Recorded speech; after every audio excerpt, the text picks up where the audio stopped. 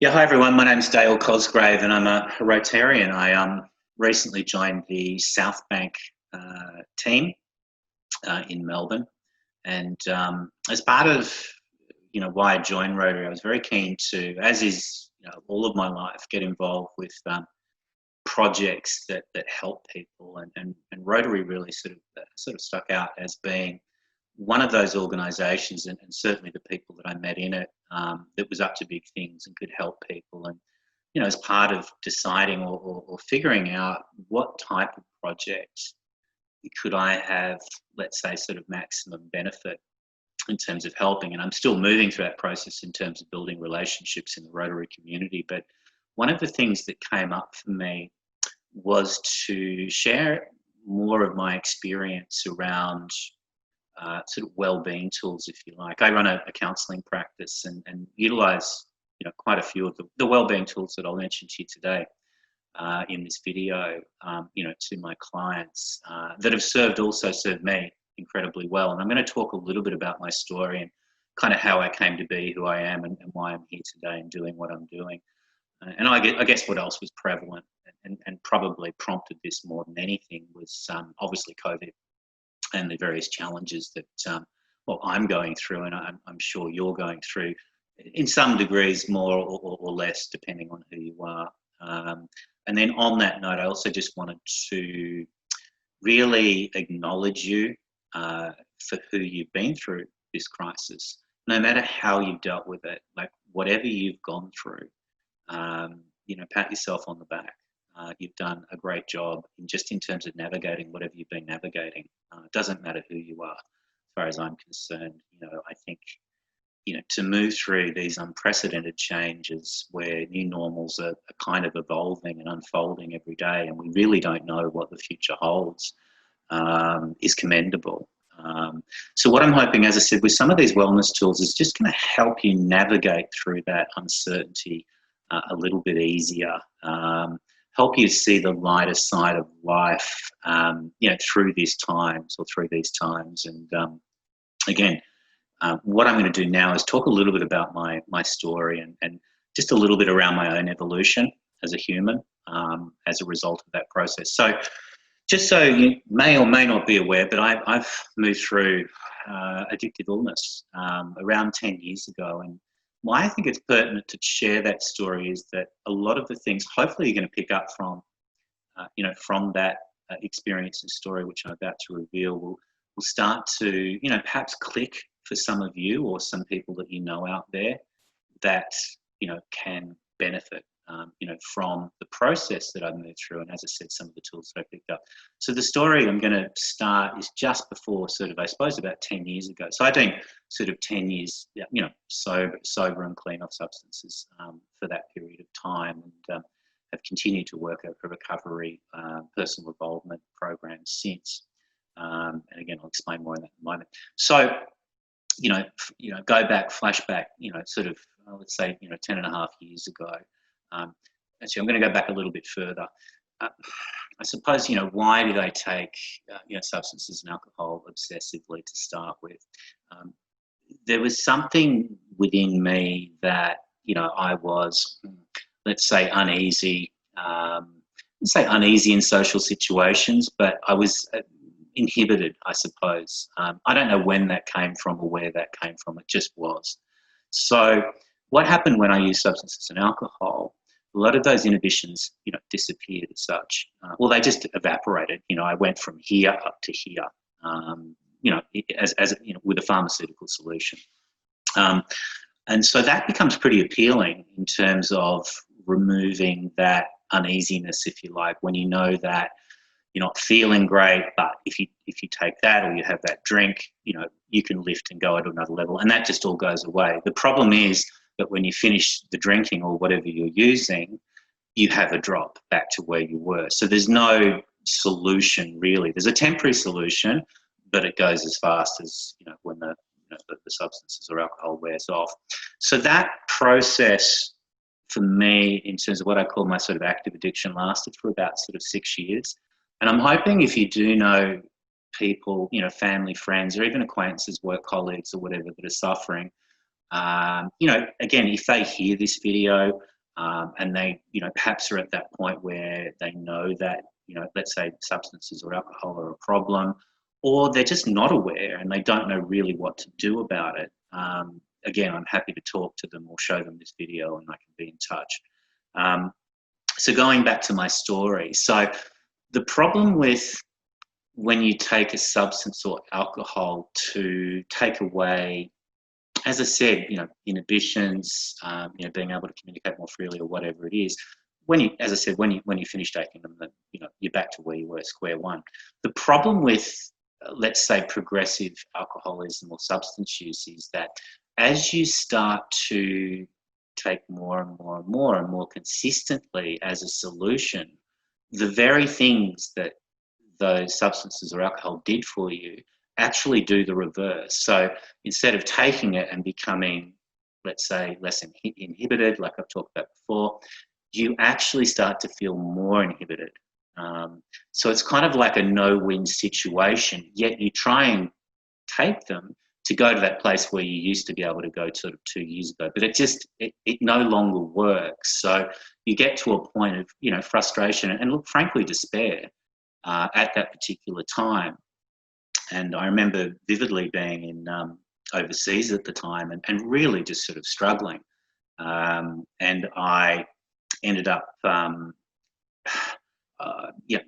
saying, I just can't do this. You know, I went to a psychiatrist over there and he talked about, you know, various solutions and medications and actually informed me of the sort of Alcoholics Anonymous movement and showed me a plan of the 12 steps. If you're not aware of it, Alcohol Anonymous is one of the sort of the key areas of their program is the 12 steps in terms of how you live your life. And I've lived my life for that, you know, that way for quite some time. I'm happy to explain it at another time.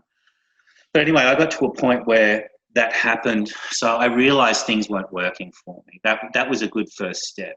And then what I decided to do was to leave Singapore and return to Melbourne, where I'd grown up effectively. I went to high school and uni in Melbourne.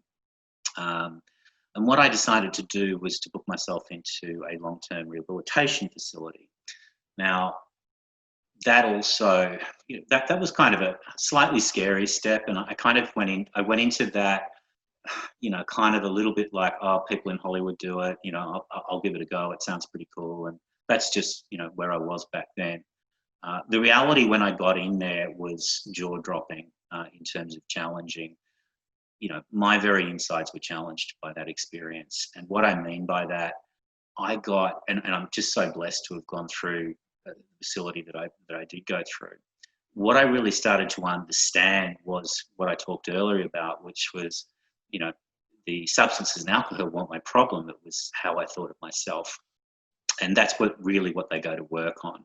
So you start the process in a rehabilitation facility, and what they call is they start breaking the masks down. So you get a real clear picture of what you really think of yourself without the ego in the way.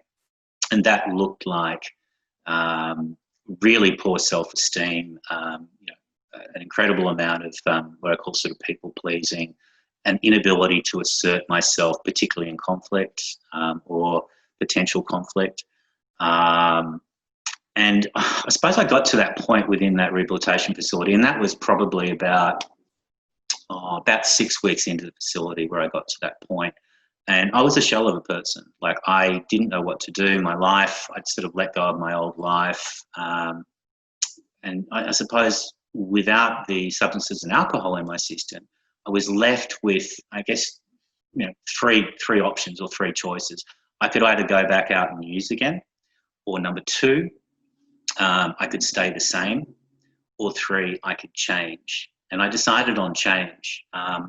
It was, again, a really challenging process. I mean, some of the epiphanies that I, you know, took with me from that experience were, I remember we had a German mentor at the time in terms of the counsellor, and you know, one of the huge revelations that I found within that process was he talked about that 99% of our, let's say, our thoughting is not true. And that for me was gold, because I had an inner critic, which I believed for many, many years, which obviously created the belief systems that I had about myself, which were obviously clearly not serving me, completely disempowering. So just hearing that, understanding that how I thought of myself, my belief systems weren't true. Just through that awareness, I guess change just started to move in, and I started to get a little bit more joy in my life. I also added, as part of the rehabilitation facility, we also went to 12-step meetings. So I'll say it on this video, but the Alcoholics Anonymous and Narcotics Anonymous meetings, and I started to go through that process, which was effectively for me, a little bit of light relief getting out of the rehab and group therapy and individual counselling sessions, because it was pretty tough in there. You were always challenged and you're always on the edge. As you started to move through those, what we call sort of defects of character, the people pleasing, the inability to assert self, you got to practice those to become more assertive, to become less pleasing, to meet your own needs in life.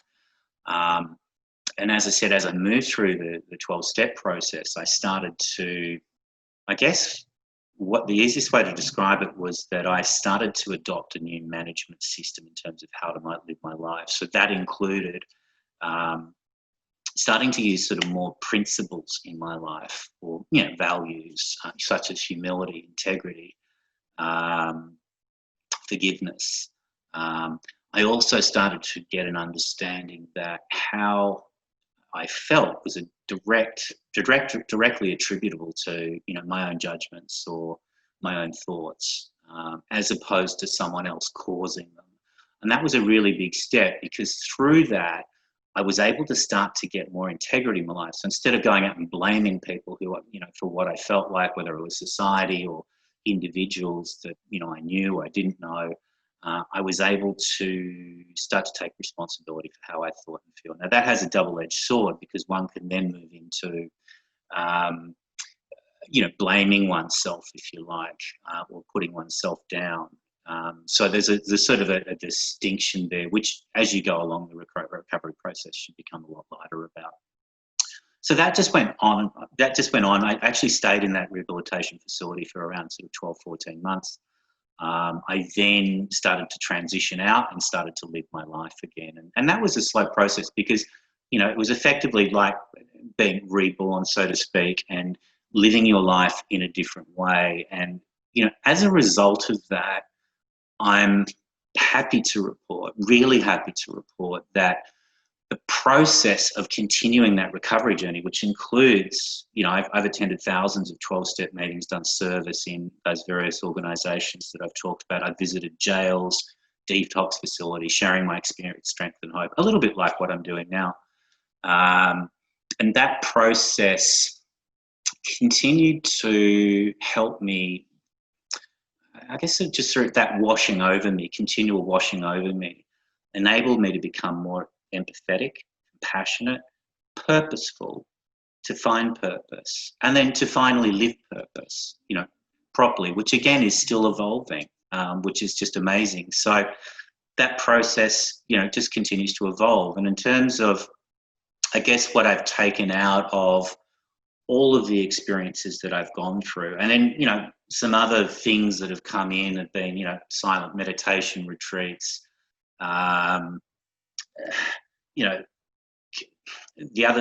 of the other key elements of recovery, and this will go into some of the wellbeing tools that I'm going to talk about. One of the key sort of areas has been those sort of 12-step fellowships. So fellowship, and we obviously have that in Rotary, not in quite the same way, but fellowship is really important to me in terms of my recovery. The other things that, have clearly stood out is when I feel connected, I am freer as a result and able to, let's say, navigate change more effectively as well, and uncertainty. And that means connection with not only other people, but connection to myself, which I think often goes overlooked. In terms of, how my career transitioned as a result of that, so I moved out of the recruitment side of things probably about 6 years ago. I started moving into coaching, which was much more in line with some of that sort of personal development work that I've done. And then, as I said, moved into the counselling area where I now sit. Some of the tools that have come out of as I said, which I can share with you, which I use in my daily practice, and I continue to work a daily practice. And one of the things with, let's say, moving through addictive illness is that well-being becomes central and foundational as the very first thing before all else things can happen. And what I mean by well-being is, we'll call it mental, emotional sobriety, physical well-being. I mean, I throw in spiritual, that's up to you. And they're the things that I continue to really work on in my life, so I have balance. So all of those things are at, let's say, a deeper level or higher level, depending on which way you want to talk about it. And as I continue to evolve in my recovery journey and have those things front of mind, I become freer as a result.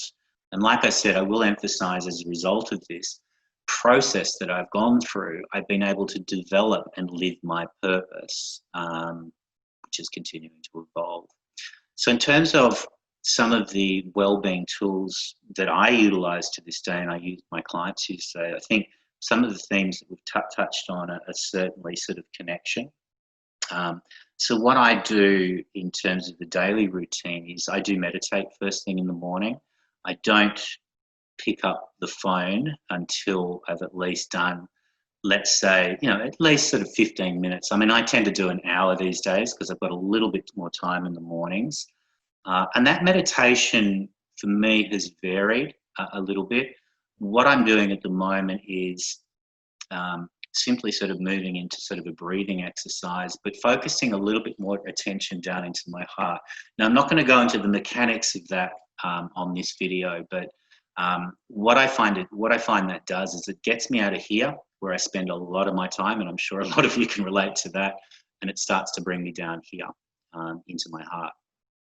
And I find, as I said, just breathing, or bring my awareness to breathing through that space, really sort of not only calms me, but it just sets me up in a little bit of stillness before the daily routine or curveballs start hitting you. So that's probably number one. What I also try to do is to remain mindful during the day. And I know a lot of people out there that I talk to, particularly clients and just people that I know, they don't have a lot of time to meditate. And I'm not suggesting, again, you have to meditate for an hour every morning. It's just what I do. But try and, as I said, at least get a little bit of quiet time. And that's been really important to me in terms of my continuing involvement and being able to navigate solutions, and uncertainty more effectively. The other thing, just touching on mindfulness. So what I try to be aware of each day is how I react. So if I react to a situation, I just reflect a little bit and say, okay, so what's that about? This person did that. Okay, so how have I reacted to that? So I just develop a little bit of mindfulness around how I'm reacting. I don't have to have a solution for that, just simply an awareness of how I'm feeling and thinking. I'm going to throw in one other thing that might be, well, will be sort of potentially useful for some of you, if not all of you, hopefully. When you get in those thought loops, the ones where you're worried about something, it just goes round and round and round, and you start like regurgitating it, and it just becomes really annoying, doesn't it? And it becomes very disruptive, to our lives. Maybe we don't sleep as a consequence of it. And look, there might be valid reasons for it. I'm not taking away from that. We're not, going through potential like financial stress or whatever it is for you. But the resulting thought loop is really being of no value to us. So what I tend to do is, if I do, and I don't get into many of them these days, but I did certainly in my early days of recovery, is just to be aware that I'm in a thought loop. Okay, so I might be worried about, I don't know, paying the bill or mortgage or whatever it is, and I don't have any money, I don't know what to do about it. It might be a family member or friend or whatever it is. And so just to be aware of it, you're stepping outside of the problem and you're witnessing it. So again, it's a form of mindfulness, if you like. So just a little bit of practice, and all you got to say is, I'm in one of those thought loops. And at some point, it will dissipate and pass, like most things. And that's another thing that I've learned in my journey.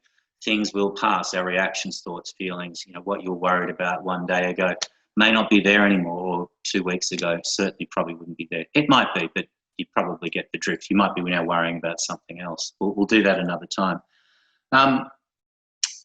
As I said, we've mentioned connection fellowship, good connection fellowship. So part of my routine is typically each day I will reach out to someone that I know, someone that I trust. So I do suggest having a circle of, friends or that you can honestly reach out to and talk to and tell them what's going on. And as a consequence of that, it's always great to say, well, how are you doing? I find if you do talk or download to someone, and this may not be everyone's cup of tea, but at least you then letting the cat out of the bag if the cat's causing you trouble, so to speak, in terms of your mind. And that's just a great way to often get just perspective. It's quite connecting when you're honest and authentic about actually how you are thinking and feeling. So that's another one. So far, meditation, mindfulness, fellowship, along with, as I said, having that sort of close group of circle of friends that you can reach out to regularly. Service. Now that's why a lot of us are all here. It's why I'm here and I guess doing what I'm doing. And service is a really important thing to do in terms of, let's say, getting out and stop thinking of yourself so much. I mean, one of the the challenges, particularly if you're spending a lot of time in solitude at the moment, which I am, I do live alone, albeit my partner's down in Rhine, I visit her, is that I actually get to spend a fair bit of time together, which means that I can start to think about myself a lot. Now, that's a little bit of a trap when we start to sort of, let's say, overly obsess. Now, your situation might be quite different. You might have kids and you'll think, it may not be, let's say, a luxury that you're going through. But for anyone that is, as I said, sort of, lives alone, our mind can start playing tricks on us a little bit in that area. And service is a great way to, when you help other people and you get out of your own mind a lot more and you stop, perhaps worrying about the small stuff or, whatever it is for you.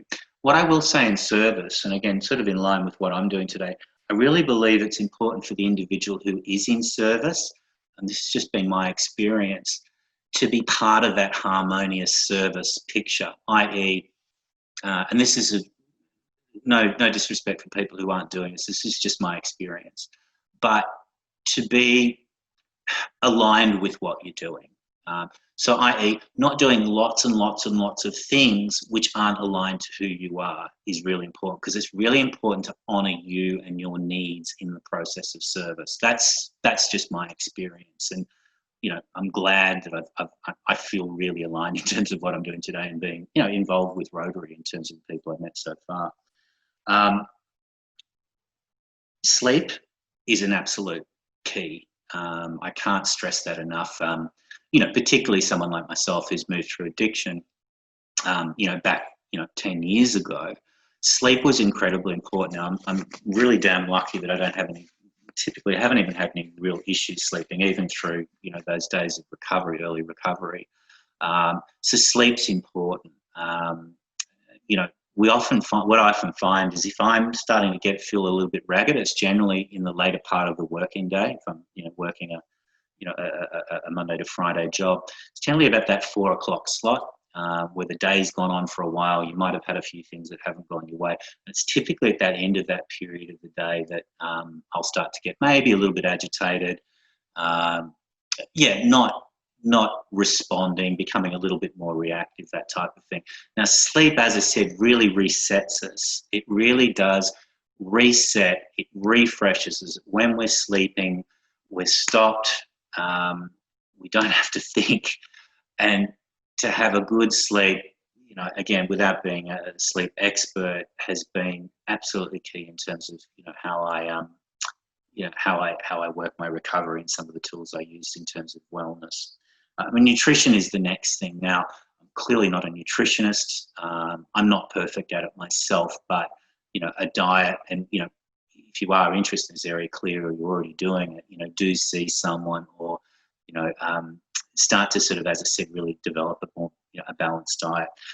Probably the final thing, and this has really been pivotal in my recovery and some of the wellness tools, body movement. So moving body, I do a lot of yoga. I'm pretty active. I also surf. That'd be my sort of two key physical activities. I do some walking. I've been doing a whole lot more walking lately. And I'm also going to just add on to that, and depending on who you are, getting out in nature as, more and more and more, as much as you can, obviously, within reason. I found that to be incredibly therapeutic during this period. Now, with lockdown, we might be a little bit limited about where we can go, but it could be the local park, it could be a walk along the beach if you're Bayside in Melbourne, clearly. But getting out in nature's, has been absolutely key for me. So these are things that I bring in each day, every day. I just have these things in mind. And as I said, as I do and employ these tools in my daily life as a foundation, the rest of my life starts to evolve in terms of being more responsive, more comfortable with uncertainty, more comfortable within myself, more comfortable in my communication with other people, and being able to be more of service and better service to people. So I really hope you've enjoyed this. It's just been a little bit off the cuff, apart from noting down some of those key wellness tools on my page where I keep looking. Any other questions, as I said, you can contact me, I believe, through probably the best way is through Rotary Southbank. I hope you've got something out of the session. And again, I'm happy to take an insight call. You can get my details off of Jasmine Dillon, our president. And yeah, look, be well. You're all fabulous. And yeah, thanks for listening today. Really appreciate it. Cheers.